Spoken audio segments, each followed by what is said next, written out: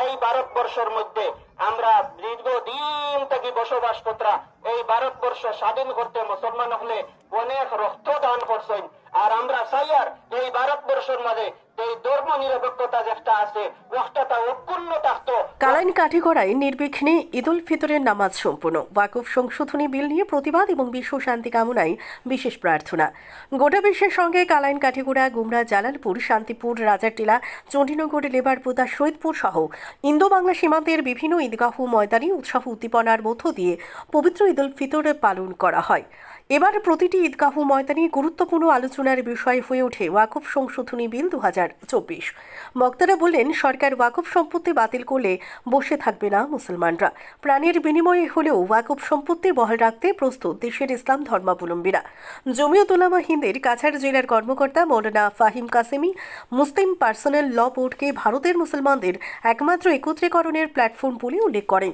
তিনি বলেন, যুগ যুগ ধরে এই বোর্ড মুসলমানদের স্বার্থে কাজ করে আসছে, তাই বিশ্বের মুসলমানরা পার্সোনাল ল বোর্ডের সিদ্ধান্তের উপর অটুট থাকবে। মুহদ্দিস মাওলানা আতাউর রহমান চৌধুরী বললেন, ওয়াকফ সম্পত্তি বাতিল কোনো অবস্থায় মেনে নেওয়া যাবে না। প্রয়োজন বোধে শরীরের শেষ রক্তবিন্দু দিয়ে এই বিল রক্ষা করতে হবে।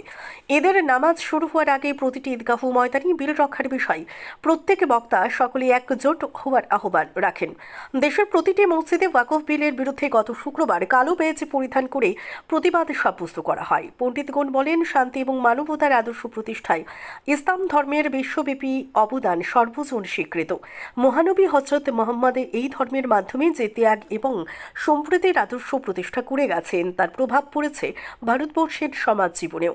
এ দেশ শান্তি এবং মানবতা রক্ষায় নিরন্তর সচেষ্ট রয়েছে ইসলাম ধর্মাবলম্বীরা। আজীবন এই ধারা যাতে বহাল থাকে তাই সকলের প্রতি মহান আল্লাহর নিকটে প্রার্থনা করেন ধর্মীয় পণ্ডিতগণ।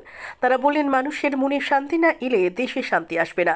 ঈদের নামাজ আদায় করার পর বিশ্বের চিরশান্তি কামনায় জাতি, ধর্ম, বর্ণ নির্বিশেষে ভ্রাতৃত্ববোধ অটুট রাখতে প্রত্যেক ঈদগাহ ময়দানে বিশেষ প্রার্থনা করেন সকলকে নিয়ে ধর্মীয় পণ্ডিতগণ। কালাইন থেকে আব্দুস সোবহান লস্করের প্রতিবেদন, সোনার বাংলা সংবাদ।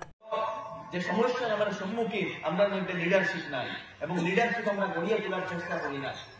আজকে যে ওয়াকফ বিল যেটা পাস করার চেষ্টা চলে, আমরা প্রতিবাদ করিয়া এবং নিঃসন্দেহ আমরা প্রতিবাদ করা দায়িত্ব আজকে এই ঈদগাহ ময়দানটাকেও জানিয়েন না। আমি এক ছোট মানুষ, কিন্তু যতক্ষণ যায় আল্লাহর হাজির নাজির রাখিয়া, আল্লাহর সাক্ষী রাখিয়া সবর তরফ থেকে গণতান্ত্রিক ভাবে এই বিলের আমরা প্রতিবাদ করিয়া আমরা কোন মুসলমান এই বিলের পক্ষে নাই, ওয়াকফ বিলের আমরা বিরুদ্ধে।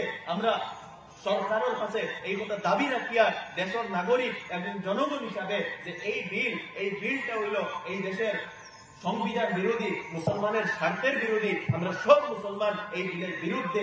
এই ঈদগাহ ময়দানটাকে অন্তত আপনারা সবর সমর্থনে এই কথা সরকারের কাছে দাবি জানাইয়া আপনারা সবর এই কথা সমর্থন জানাইয়া। আমরা সব বিরোধী কিনা? বিরোধী। আমরা ওয়াকফের বাহিনী কিনা? আমরা সবে আমরা প্রতিবাদ এখানটাকে আমরা করলাম, এই কথা ডিক্লেয়ার দিলাম, কিন্তু শুধু অতখান করলে আমরা হইতো না, এটা তো আমরা করতেও লাগবো। সেই সাথে লং রান প্ল্যানিং আমরা কাছে সেটাও করতে লাগবো। প্রকৃত অর্থে লং রান কোন প্ল্যানিং আমরা কাছে নাই। এই কথা ইরাদা করিয়া যাই পলিটিক্যালি আমরা স্টেবল হইতে লাগবো, আমরা স্বার্থ পলিটিক্স থেকে চলাইতে লাগবো। খালি আমার অনুপ্রে যেটাইতাম অনুপ্রে যেটাইতাম জাতির স্বার্থে কোন ধরনের লিডার আমরা নির্বাচিত করতে লাগে সার্বিক ভাবে এই সেন্স, এই চেতনা আমরা বৃদ্ধি আইতে লাগবো। 1 নম্বর আমরা দায়িত্ব। 2 নম্বর দায়িত্ব হইল আমরা যুব সমাজে প্রকৃত অর্থে শিক্ষিত বানাইয়া, একদিকে দিনদারি রইত, অন্যদিকে প্রকৃত অর্থে শিক্ষিত বানাইয়া এরারে বিভিন্ন ভাবে আগুয়াইতাম।